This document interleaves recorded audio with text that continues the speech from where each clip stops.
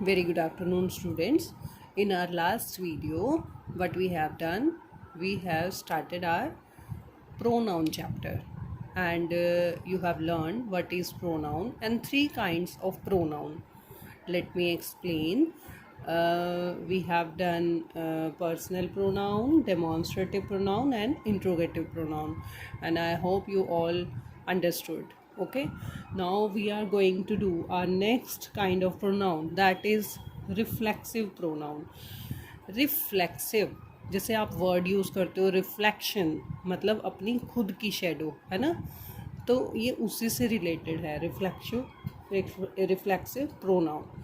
What is this? Pronouns that are used as objects of the verb. Object क्या होता है? जैसे जैसे सपोज अभी हम आगे पढ़ेंगे, पहले हम इसको रीड करते हैं. Pronouns that are used as objects of the verb means the receiver of the action, कि जो एक्शन हो रहा है, जो वर्क हो रहा है, उसका रिसीवर कौन है, मतलब किसको मिल रहा है. And refer to the same person, मतलब वो उसी को रेफर होता है, वही सेम पर्सन होता है जो उसका सब्जेक्ट होता है, जिसके बारे में बात हो रही होती है. और थिंग, वही खुद चीज़ होती है, लाइक बुक इटसेल्फ, है ना. So things as the subject are called reflexive pronouns. Once again, I am going to repeat. Pronouns that are used as objects of the verb, the receiver of the action, and refer to the same person or thing as the subject are called reflexive pronoun. They are myself, yourself, मतलब मैं अपने आप, है ना, मतलब reflection आया कि मैं अपने आप. रिसीवर ऑफ द एक्शन कौन है? मैं खुद. You your self, her self, him self, it self, your selves, our selves and them selves, है ना, कि they will do their work them selves. Okay, so these are the words that are example of reflexive pronouns. Now here examples also in sentences. I am teaching myself French, मतलब मैं पढ़ रहा हूँ myself, अपने आप. French language का नाम है. कि रिसीवर ऑफ द एक्शन कौन है? कौन है? myself, है ना, कि मैं अपने आप पढ़ रहा हूँ. ही इंजॉयड हिमसेल्फ, कि उसने खुद इंजॉय किया, अपने आप इंजॉय किया. दे हेल्प्ड देम सेल्व्स. अब जो दे को डिनोट हो रहे हैं, तो दे किस में आता है? देम में. ही किस में? हिम में. आई किस में? माय में. कि दे हेल्प देम सेल्व्स, उन्होंने खुद की सहायता की. Okay, so in each of these sentences the subject और the doer of the doer मतलब करने वाला, doer of the action and the object और द रिसीवर, कि ऑब्जेक्ट भी वो खुद है, रिसीवर वो खुद ही है जो कि करने वाला है, of the action are the same person. The pronouns used as the objects of the verb, objects of the verb refer back to the subject, मतलब object of the verb refer to the subject. Okay, now जैसे अभी इसमें और भी आपको example मिलें कि I myself admitted making the mistake, कि मैं खुद एडमिट करता हूँ कि मिस्टेक मुझसे हुई है. ओके, द एक्टर हिमसेल्फ, कि एक्टर ने खुद ने, हिमसेल्फ एक्टर के लिए है, मतलब आई का माई सेल्फ हो रहा है, लेकिन the actor himself came to meet his fans, कि खुद मिलने आया एक्टर अपने फैन से. यानी कि सेम चीज़ हो रही है. देखिए कि जो क्या है, जो ऑब्जेक्ट है वो वर्ब का वो क्या है? रिलेटेड किससे? सब्जेक्ट से, खुद से, है ना, सेम पर्सन से. दे देमसेल्व्स, मतलब ज़रूरी नहीं है कि लास्ट में ही आएगा, कहीं भी इन बिटवीन सेंटेंस में आ सकता है कि they themselves decided to end their quarrel, कि उन्होंने खुद ही डिसाइड किया कि वो अपनी लड़ाई जो है ख़त्म करेंगे. Okay, the pronoun myself, himself or themselves are use for emphasis. Emphasis क्या होता है? वो कह रहे हैं कि some pronouns draw attention to the subject, मतलब अटेंशन दिला रहे हैं सीधा। इसमें आपको ये पता चल जाएगा कि ये डायरेक्ट सब्जेक्ट के साथ ही होंगे।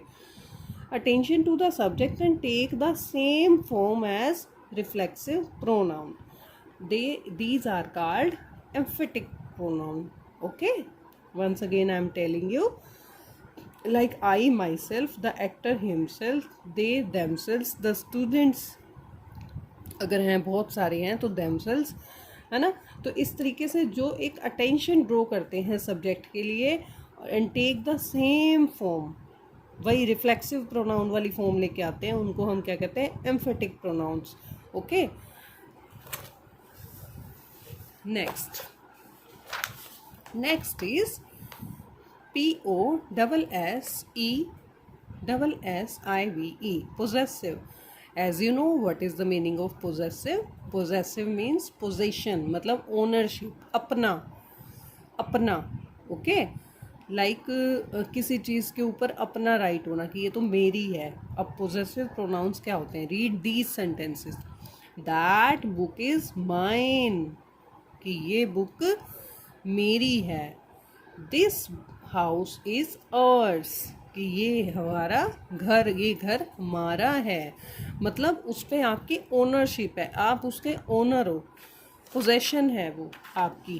ठीक है, तो the pronoun mine and ours show to whom something belongs, कि वो चीज़ें किसकी हैं। तो जहाँ पे वो ऑब्जेक्ट्स जो हैं वो अगर बिलोंग किससे करते हैं, दैट इज़ पोजेसिव।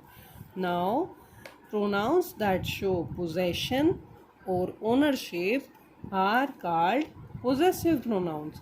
जो प्रोनाउन शो करते हैं ओनरशिप या फिर पोजेशन, वो क्या कहलाते हैं? Possessive pronounce.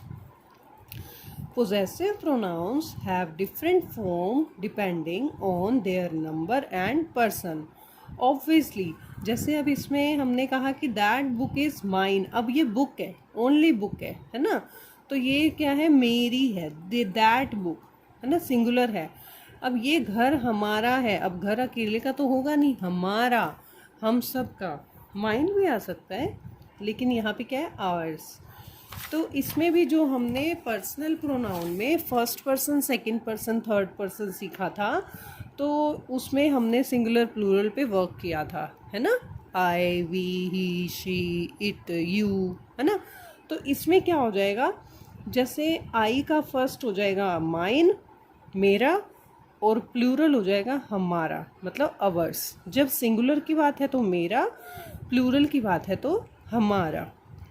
फिर करते हैं सेकंड पर्सन की बात। सेकंड पर्सन हमने हमेशा सीखा था कि सिंगुलर हो चाहे प्लूरल हो, वो यू में ही होता है हमेशा। तो यू का क्या बन जाएगा? Yours, this pen is yours, this notebook is yours. Third person कौन होते हैं? जिनके बारे में फर्स्ट और सेकंड बात कर रहे होते हैं। Like this house is his, this house is his, कि ये उसका घर है। And this bat is hers, कुछ भी कह सकते हैं। हर्स में यहाँ पे आपको ये ध्यान रखना है कि जब हम पोजेसिव प्रोनाउन की बात करेंगे और सिंगुलर में शी के लिए हर्स लगाया जाएगा। ओके, और अगर प्लूरल में कहेंगे तो देयर्स। जहाँ पे हम बोलते हैं ना दे को देयर, तो यहाँ पे क्या हो जाएगा? देयर्स। ओके, वी का क्या हो जाएगा? अवर्स, यू का yours, and they ka theirs. Okay, I hope you all are means understanding. So we have done today our reflexive pronoun and then possessive pronoun, and now there is sixth kind of pronoun.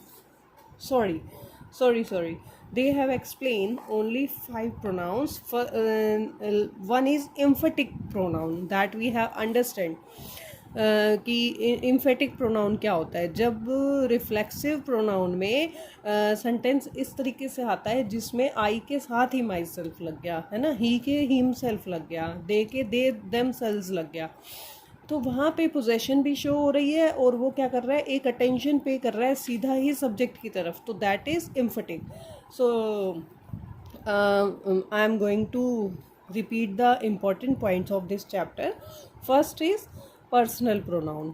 I, me, we, us, you, they, them, it। मतलब ये सब क्या है? Personal, जिसमें से ये है first, I, me, we, मैं, मुझे, हमारा। अस भी फर्स्ट पर्सन है, हम में आता है। यू क्या है? यू सेकेंड पर्सन है ना।